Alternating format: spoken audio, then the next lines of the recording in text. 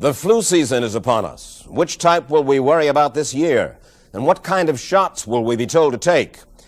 Remember the swine flu scare of 1976? That was the year the U.S. government told us all that swine flu could turn out to be a killer that could spread across the nation. And Washington decided that every man, woman, and child in the nation should get a shot to prevent a nationwide outbreak, a pandemic. Well, 46 million of us obediently took the shot. And now 4,000 Americans are claiming damages from Uncle Sam amounting to $3.5 billion because of what happened when they took that shot.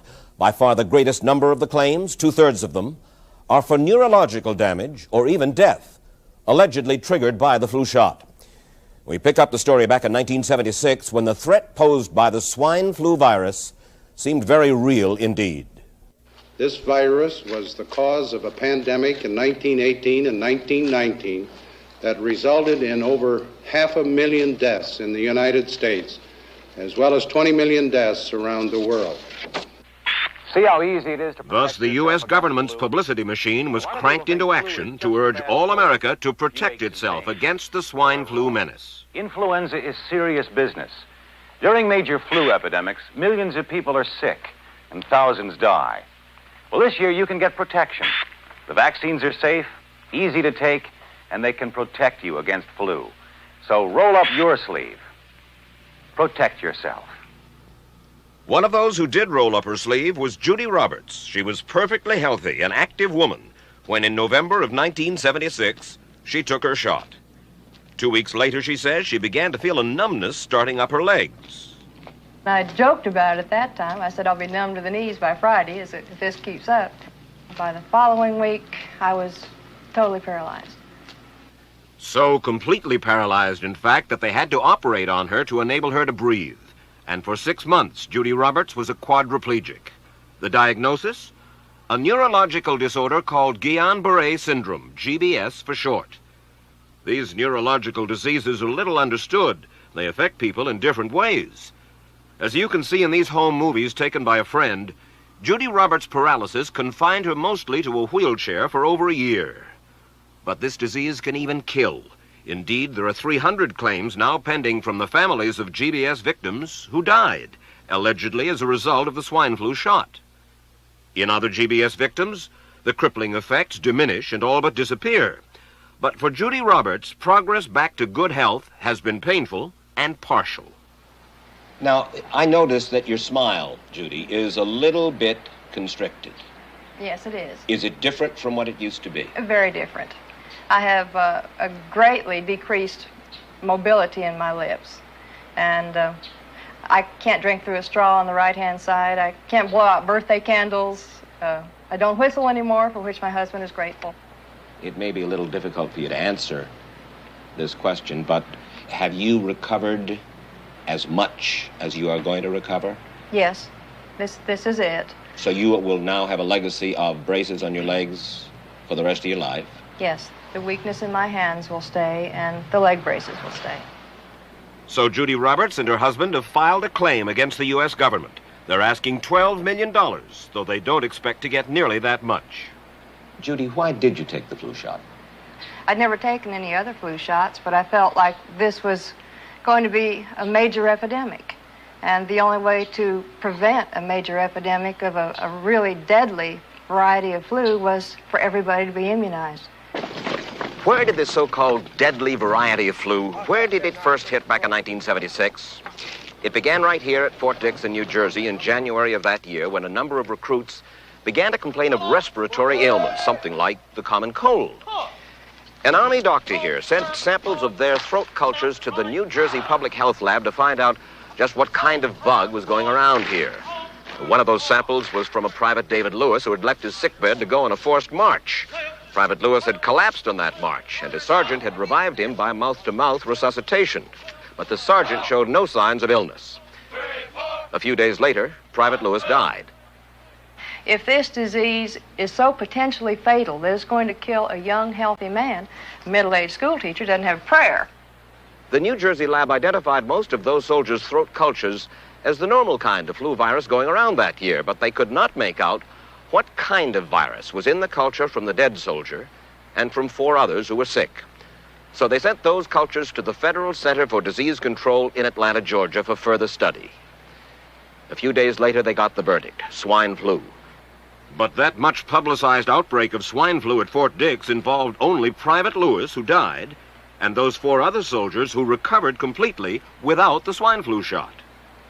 If I had known at that time that the boy had been in a sick bed, got up, went out on a forced march, and then collapsed and died, I would never have taken the shot. The rationale for our recommendation was not on the basis of the death of a single individual, but it was on the basis that when we do see a change in the characteristics of the influenza virus, it is a massive public health problem in this country. Dr. David Senser, then head of the CDC, the Center for Disease Control in Atlanta, is now in private industry. He devised the swine flu program, and he pushed it. You began to give flu shots to the American people in October of '76. October 1st. By that time, how many cases of swine flu around the world had been reported? There had been several reported, but none confirmed. There had been cases in Australia that were reported by the press, by the news media. There were cases in... None confirmed. Did you ever uncover any other outbreaks of swine flu anywhere in the world? No. Now, nearly everyone was to receive the shot in a public health facility where a doctor might not be present. Therefore, it was up to the CDC to come up with some kind of official consent form, giving the public all the information it needed about the swine flu shot. This form stated that the swine flu vaccine had been tested. What it didn't say was that after those tests were completed, the scientists developed another vaccine, and that was the one given to most of the 46 million who took the shot. That vaccine was called X53A. Was X53A ever field tested? I can't say. I would have to... It wasn't. I don't know. Well, I would think that you're in charge of the program. I would have to check the records. I haven't looked at this in some time.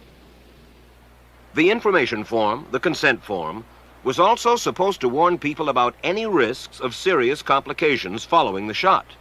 But did it? No, I had never heard of any reactions other than a sore arm, fever, this sort of thing. Judy Roberts' husband, Gene, also took the shot. Yes, I looked at that document. I signed it. Nothing on there said I was going to have a heart attack or I'd get Guillain-Barré, which I never heard of. What if people from the government, from the Center for Disease Control, what if they had indeed known about it? What would be your feeling? They should have told us. Did anyone ever come to you and say, you know something, fellas? There's the possibility of neurological damage if you get into a mass immunization program? No. No one ever did? No. Do you know Michael Hatwick? Yes. Mm-hmm. Dr. Michael Hatwick directed the surveillance team for the swine flu program at the CDC. His job was to find out what possible complications could arise from taking the shot and to report his findings to those in charge. Did you know ahead of time, Dr. Hatwick, that there had been case reports of neurological disorders, neurological illness, apparently associated with the injection of influenza vaccine? Absolutely. You did? Yes. How'd you know that? By review of the literature. So you told your superiors, the men in charge of the swine flu immunization program, about the possibility of neurological disorders? Absolutely. What would you say if I told you that your superiors say that you never told them about the possibility of neurological complications? That's nonsense.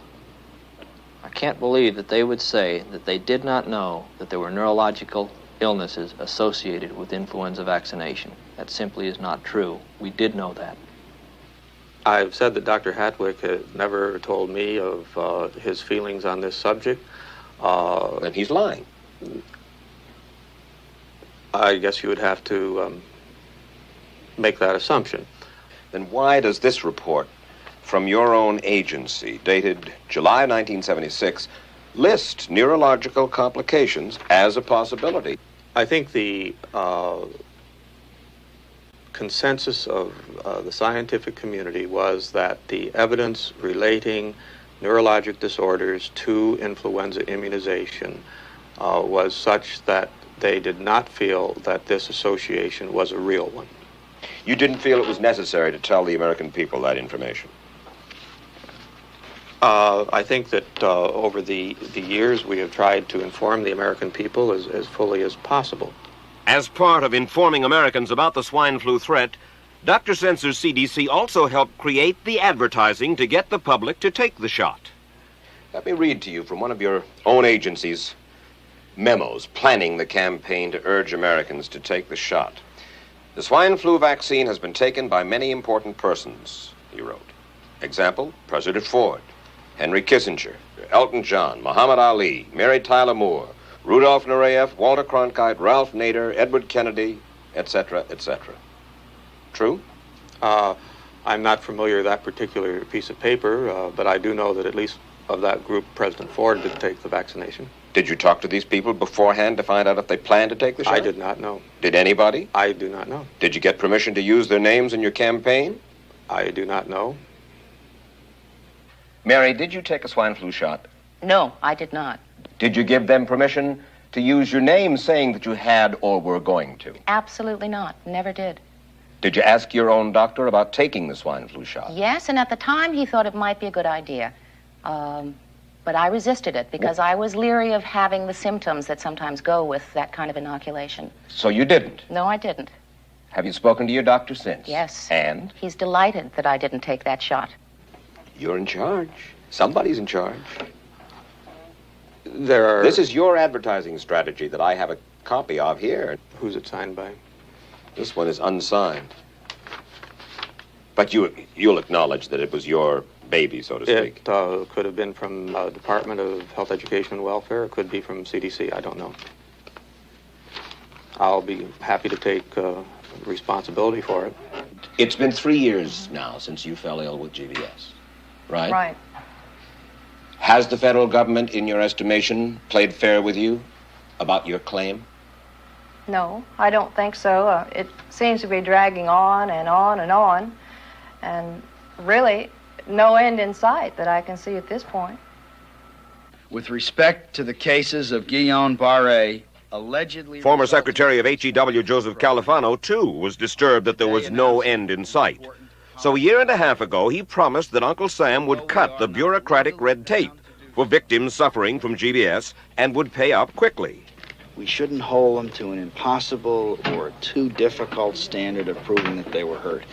Even if we pay a few people a few $1,000s that might not have deserved it, I think justice requires that we promptly pay those people who do deserve it. Who's making the decision to be so hard-nosed about settling?